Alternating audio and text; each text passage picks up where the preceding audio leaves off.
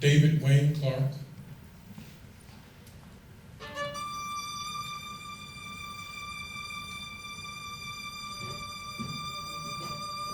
David Clark.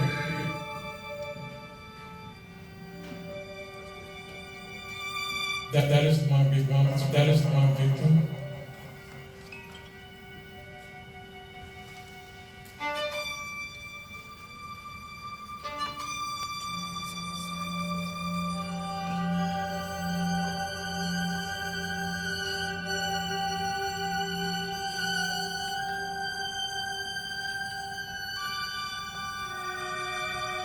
I get to be up here today and I live a life, and he don't get to be here because of the choice that I made over 35 years ago.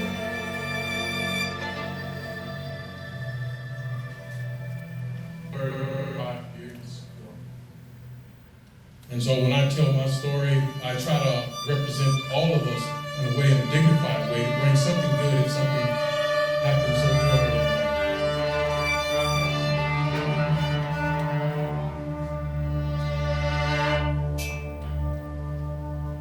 I'm originally from Gary, Indiana, moved out here in 1980 as a 16-year-old kid, great grades in high school, kid of a pastor. My dad was a minister, was an evangelist. Never been in any trouble with the law.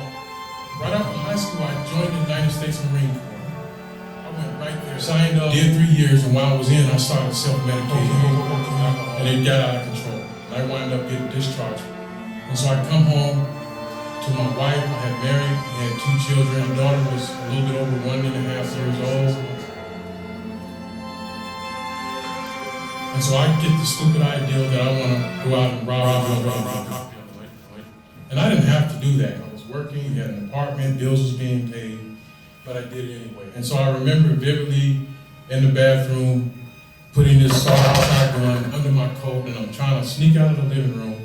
And my wife was sitting there at the table, and my son was crawling. And so I'm trying to make it out of the door, and I jump up. Hey, hold up. And so she jumps in front of me, in the door, and she went to try kissing me, and she feels this gun. And she started just freaking out, man.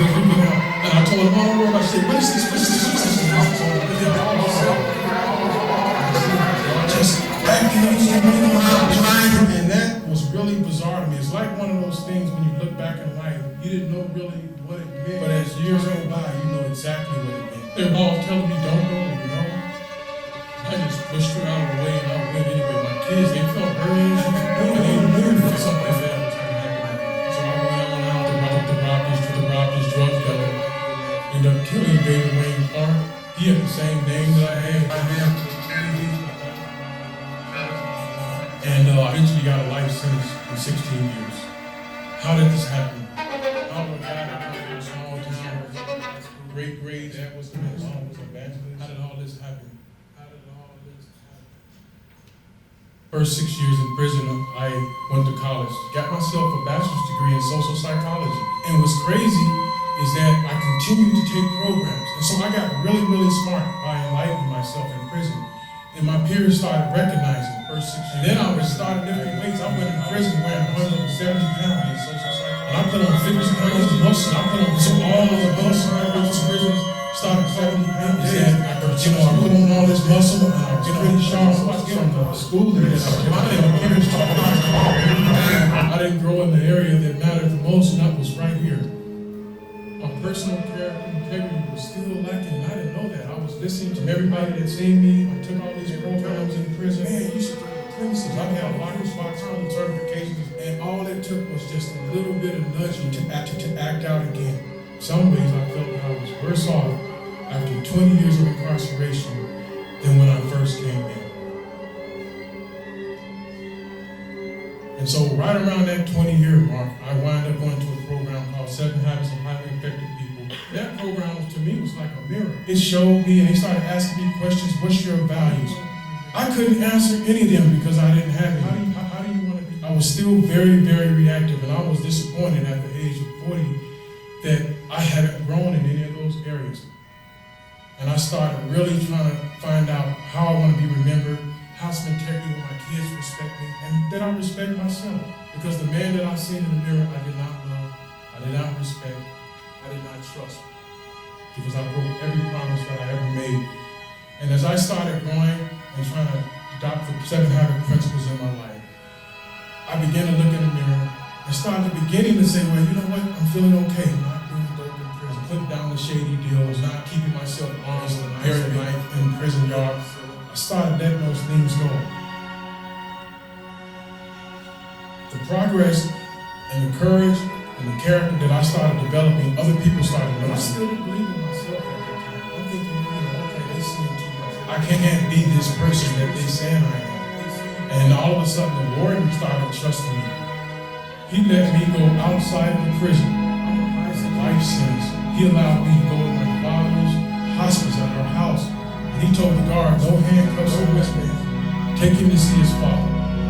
So I thought they were joking. They said the warden sent us here to take you to see your father. I said, when he went out all the way to Aurora from Kansas City. And when I walked in there, my dad just started smiling, man.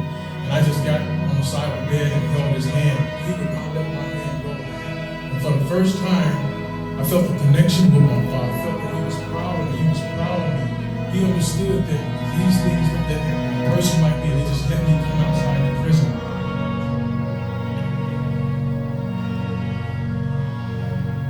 I was one of the first inmates they allowed to go out and do strategic planning with staff. We went out and helped. They never let me do that before.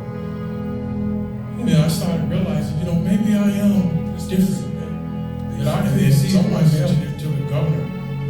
And some letters was written, and he wound up giving me a clemency. And otherwise, I would have been in prison the rest of my life. And now here it is, I'm out. I got the clemency, working at Second Chance, just got promoted, program manager. I got me a car, and I do all these big cool things. And you know what? I'm still humble though, because like I said in the beginning, I know the impact that I had on so many people. Sonya grew up without me. I got a grandbaby. We FaceTime a lot. I got to see her. I just know that there's so many people put their name on me. Even my family. And I know they're watching me and saying, this story is too good to be true. He's gonna fall. He's gonna break down. But it's true.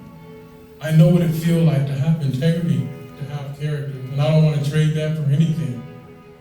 And so when I talk about transformation, there was not one moment where I made the change. It's a gradual moment, and I'm continuing to grow. And each day I continue to work on those things that I need to work on and make one choice after another.